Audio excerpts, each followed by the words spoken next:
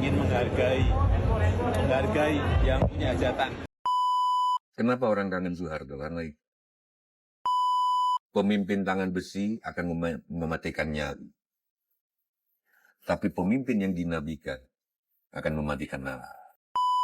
Seluruh kejahatan Jokowi itu tidak sebanding dengan seluruh kejahatan yang pernah dibuat di era reformasi itu. Pak Prabowo ketemu saya gini, dia bilang, Pari, kamu tahu nggak kalahnya kita dengan Jokowi apa? Micromanagement. Halo teman-teman perspektifku, waduh gimana nih kabar kalian? Semoga baik-baik saja ya dan semoga selalu diberikan kesehatan. Seperti biasanya kalau barengan sama aku di sini, aku ingin ngajakin kalian nih untuk mencari info-info menarik apa ya hari ini yang cocok banget buat dikulik. Dan seperti biasanya juga tidak usah terlalu banyak babi bu, yuk langsung aja kita tonton videonya. Ingin menghargai yang punya hajatan besar. Awas, Bapak mau. Dikit aja. Satu. Pak, men menggunakan baju kuning biasanya Bapak menggunakan batik atau apa yang bercorak warna dengan partai tertentu. Tapi kalau kali ini Bapak memakai baju kayak kader Pak. Gimana Pak? Jadi dengan pembina Partai Golkar Pak? Ini saya hadir dan sekali lagi ingin menghargai yang punya hajatan besar Partai Golkar. Tapi ada masalah. Tapi ada isu Bapak dari pembina Partai Golkar? Ada isu Bapak menjadi pembina Partai Tanyakan pada Ketua Umum Partai Golkar. Jangan tanya pada saya. Jadi Pak Jokowi kemarin itu menghadiri acara Munas Partai Golkar yang kemudian langsung jadi sorotan. Yang disorot oleh banyak orang adalah ketika Pak Jokowi ke sana di Munas Partai Golkar terus mengenakan pakaian yang berwarna kuning. Di mana warna kuning itu kan identiknya dengan Partai Golkar gitu. Terus di sini tadi kita sudah mendapatkan jawabannya Pak Jokowi yang kalau kenapa alasan Pak Jokowi mengenakan baju kuning ya karena untuk menghormati yang ngundang gitu, kayak yang punya acara gitu. Aku tahu ini nanti argumen ini ya, statement ini aku tahu ini pasti ada yang setuju dan ada yang enggak gitu. Apalagi dengan beberapa hari belakangan ini yang beritanya tuh sudah kita dengarkan soal Partai Golkar gitu ya. Ya terlepas apapun itu kalian pendapat kalian gitu.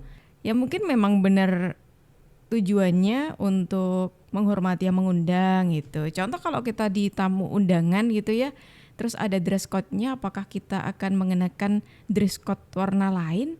Kan tidak.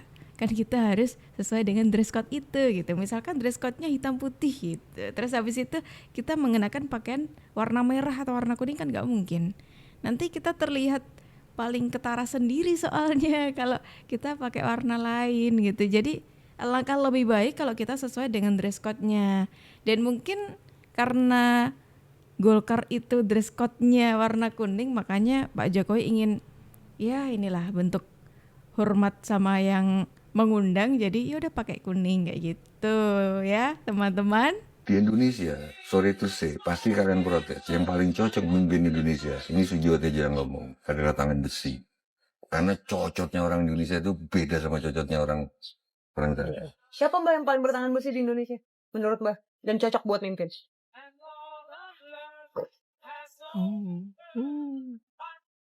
Kamu selalu menyudutkan aku gitu loh. Gitu loh. Mbak, aku Gitu. penasaran. Enggak. Perspektifnya Mbak. Kenapa orang kangen Soeharto? Karena banyak orang memuji Soeharto. Aku tanya ke orang, kita hidup di atas bumi atau di atas kertas? Di atas bumi. Oke. Berapa banyak dokter yang di sekolah super smart? Yang sekarang jadi orang semua gitu.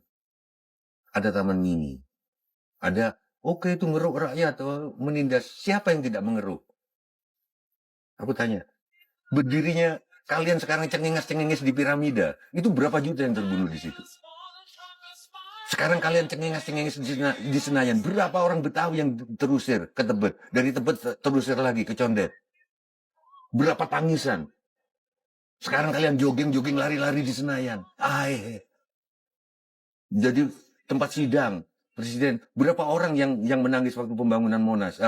Patung Selamat Datang. Waktu. Udah sejarah politik persoalan waktu. Bukan Pak Harto bener loh ya. Tapi masa salah melulu? Nggak mungkin orang ada gitu. Rocky Gerung nggak ngerti ini mungkin, gitu loh. Bang Rocky. Gitu loh. Semua orang itu plus minus.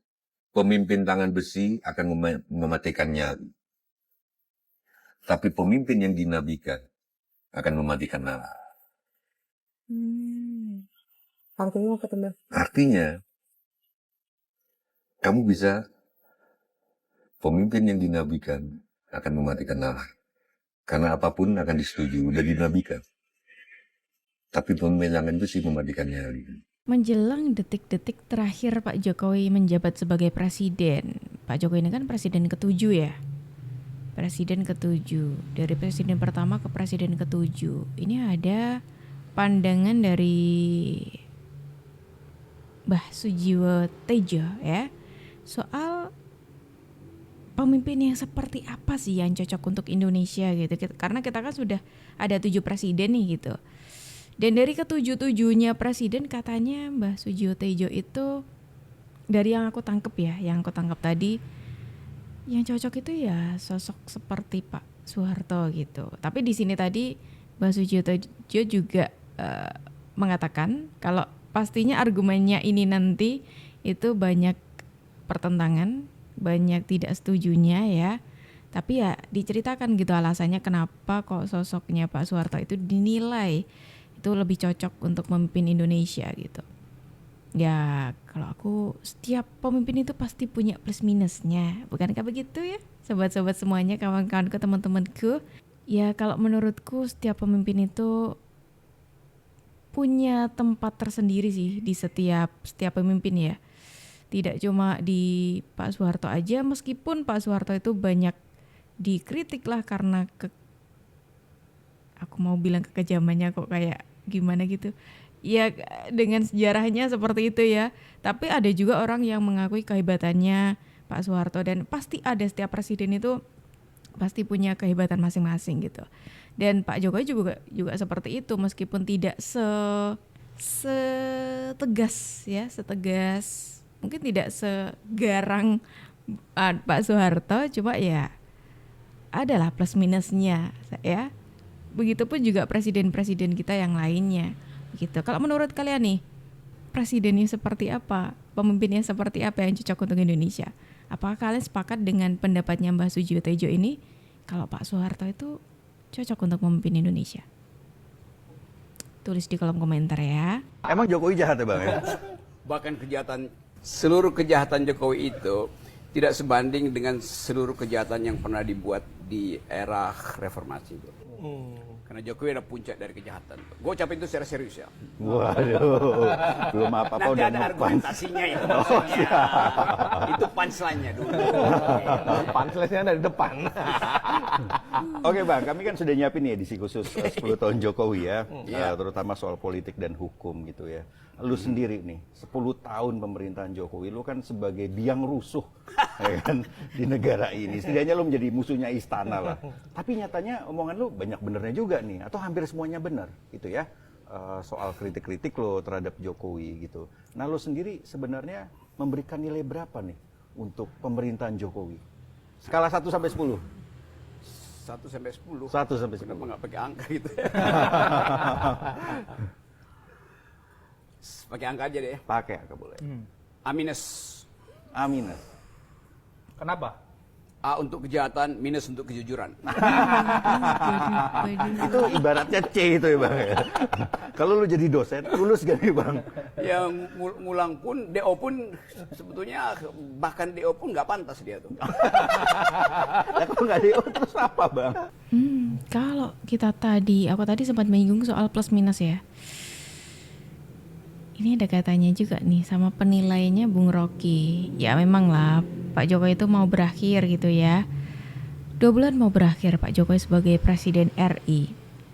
Karena aku tadi sudah bilang kalau setiap presiden itu pasti punya plus minus ya. Semuanya dari Pak Soekarno, dari Bung Karno, bahkan sampai Pak Jokowi pun pasti punya plus minusnya.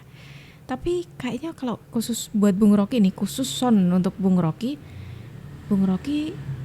cuma ini melihatnya buruknya aja nih dari Pak Jokowi gitu, nggak pernah melihat dari plusnya Pak Jokowi, cuma minusnya aja. Makanya yang disebutkan oleh Bung Rocky ini penilaiannya tuh minus terus gitu.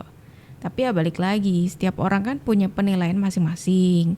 Mungkin bagi Bung Rocky Pak Jokowi ya sangat kurang lah gitu. Tapi coba dilihat di luar sana gitu. Banyak masyarakat yang mengagumi bagaimana kehebatannya Pak Jokowi, merasakan bagaimana peran pemerintah di daerahnya, di hidupnya, di keluarganya gitu. Jadi ya memang balik lagi di penilaian orang itu beda-beda gitu. Balik lagi kita itu dari awal kalau dari awal kita udah nggak suka, mau sebaik apapun orang itu, sehebat apapun orang itu, seberhasil apapun orang itu ya tetap pandangannya kan kayak nggak suka gitu loh. Gitu. Jadi aku ya mandang Bung Rocky ya kayak gitu sih menurutku. Meskipun kamu kuat, jangan suka menjatuhkan. Meskipun kamu cepat, jangan suka mendahului. Meskipun kamu pandai, jangan sok pintar. Saya pernah debat dengan seorang, menurut saya sih filosof ya. Ya kebetulan orang luar. Agak tajam saya berdebat tentang Pak Jokowi karena saya mengungkap kepada dia bahwa Pak Jokowi terlalu sederhana, gitu. Tapi dia jawab saya dengan singkat begitu. Kamu kira orang bisa mengalahkan orang di kota 2 kali, dia bilang, di provinsi dan di negaranya 2 kali. Kamu anggap orang sederhana? Dia bilang, come on, dia bilang, coba kamu berpikir agak dalam. Dia bilang begitu sama saya. Saya sebagai orang politik agak tertampar dengan kalimat itu dan saya cari tahu. Salah satu temuan saya adalah ada banyak khazanah politik yang kita nggak tahu dari Pak Jokowi itu, karena di antara yang paling kuat, terutama dalam kultur orang Jawa, itu adalah kemampuannya mengolah jiwa untuk mengatur situasi di sekitarnya itu hebat sekali gitu. Dan kita kadang-kadang orang luar Jawa terutama itu nggak sabaran untuk melihat itu. Dan itu di antara yang dimiliki oleh Pak Jokowi. Makanya saya dulu nggak bisa membaca. Saya pengkritik Pak Jokowi, tapi tahu nggak, kalau ada rapat konsultasi, dia nggak mau kalau Pak Fahri nggak hadir. Itu pesan dia kepada Setia Novanto. Waktu itu tetap jadi saya pengkritik. Setia Novanto, Bambang Susetio, ya kan, Ade Komarudin, ketua DPR 3 kali karena pada waktu itu ada gonjang-ganjing. Setiap rapat konsultasi dia nggak mau kalau Pak Fahri nggak ada. Apa sebabnya? Itu dia, itu satu Bang ya. Yang kedua, waktu kita perpisahan Bang, itu dia kumpulkan ketua komisi dan ketua fraksi semua. Dia bilang yang membela saya di DPR itu hanya Pak Fahri. Wow. Yang lain nggak bela saya. Bela apa ini? Nggak tahu. Waktu itu memang kita lagi terakhir kan ada perubahan undang-undang KPK kan. Jadi dia lihat saya. Tapi menurut saya ini orang aneh juga. Kaget dong ya. Terbalik gitu loh berpikirnya itu. Lalu kalau kita ngomong berdua gitu, ada hal-hal yang dalam yang dia katakan gitu, yang mungkin kita nggak bisa ungkapkan tempat orang, tapi dia agak dalam memantau, dia detail. Pak Prabowo ketemu saya gini, dia bilang, Fahri, kamu tahu nggak kalahnya kita dengan Jokowi apa? Micromanagement. Itu Prabowo, saya ngalah. Soal micromanagement, kita kalah sama Jokowi. Dia bilang, itu detail sekali, dia bilang.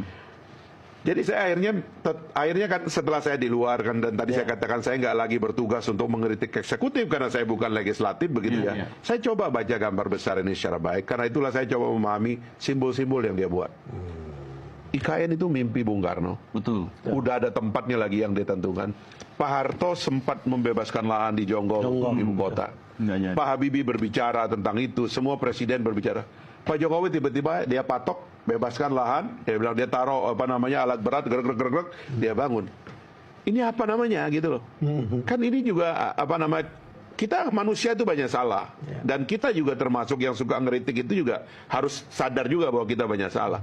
Saya lihat ini kenekatan orang ini adalah khazanah kita. Makanya saya tidak mau, apalagi karena beliau sudah akan berakhir, tidak mau bahwa beliau itu dalam situasi seolah-olah berakhir jelek. Justru dia lagi meletakkan sesuatu yang baik bagi kita dan pemerintahan baru yang akan datang. Kita mengucapkan terima kasih kepada Pak Jokowi dengan apa yang dia buat ini, dan kita sambut pemerintah baru. Kan begitu aja, mau apa lagi kita coba? Nah, ini kebalikan dari Bung Rocky nih ya. Kalau tadi Bung Rocky itu melihat dari minusnya Pak Jokowi, kali ini Bung Fahri itu melihat dari sisi positifnya gitu. Apakah dari awal Bung Fahri itu seperti itu? Tidak. Dari awal beliau ini pengkritik kerasnya Pak Jokowi.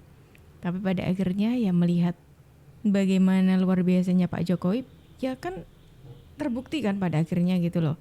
Ya emang orang itu perlu melihat ya, perlu mengakui gitu. itu yang kayaknya Bung Rocky tidak punya sih, itu untuk mengakui kehebatan orang lain gitu. Atau mungkin aku nggak tahu kali ya, waktu Bung Rocky itu memuji seseorang itu, apalagi dipuji Pak Jokowi, kayaknya belum pernah gitu ya Bung Rocky memuji Pak Jokowi. Mungkin akan jadi cerita sejarah gitu kalau misalkan nanti Bung Rocky memuji seorang Pak Jokowi gitu. Padahal coba kalau kita dengerin dari awal sampai akhir tadi penjelasan Bung Fahri, bagaimana hebatnya Pak Jokowi. Bahkan Pak Prabowo aja ngakui kalah dari Pak Jokowi di bidang ini gitu loh. Pak Prabowo aja yang luar biasa ya prestasinya, itu mengakui gitu, kenapa kok bisa kalah dari Pak Jokowi. Ya karena satu hal yang membuat ya tidak dipunyai oleh Pak Prabowo gitu loh. Nah ini luar biasa nih orang-orang yang harusnya hal-hal semacam ini dilihat gitu loh ya. Senang sekali, Masya Allah, tabarakallah. Hati memang luar biasa, senang sekali. Cuman itu, senang sekali Mbak. Karena programnya begitu luar biasa, sehingga bisa membuat Indonesia berubah semuanya. Jadi pas saya habis kerja, saya dengar Bapak datang di sini, saya menunggu Ibu. Wah, karena Pak Presiden Jokowi merupakan idola semua masyarakat Indonesia. Dan kami berterima kasih Pak Jokowi adalah presiden yang tulus, merakyat, dan membuat kami bangga kepada Pak Presiden. Nah ini pemandangan yang sebentar lagi tidak kita lihat bareng-bareng gitu ya. Karena ya tinggal 2 bulan lagi nih kita bisa melihat momen-momen ketika Pak Jokowi itu bertemu dengan masyarakat Indonesia. Antusiasnya, senyuman masyarakatnya, terus minta foto, nah itu selalu ada tuh setiap kali Pak Jokowi kunjungan dimanapun tempatnya. Agak sedih, tapi ya gimana ya kan? Karena nggak boleh dong nggak boleh berhenti begitu aja gitu, harus berganti dan berlanjut kan, nggak mungkin Pak Jokowi menjabat seterusnya kan, nggak mungkin juga ya. Tapi ya sudah lah ya teman-temanku semuanya, gimana nih kalau menurut pendapat dari teman-teman semuanya mengenai video kita hari ini? Yuk tulis di kolom komentar ya. Dan teman-teman semuanya terima kasih banyak karena kalian sudah menemani aku dari awal sampai akhir. Tapi sayangnya kita harus akhiri dulu video kita hari ini sampai di sini. Tenang aja karena besok insya Allah kita ketemu lagi. Jadi jangan lupa diklik tombol subscribe-nya supaya kalian tidak ketinggalan info terbaru dari kita.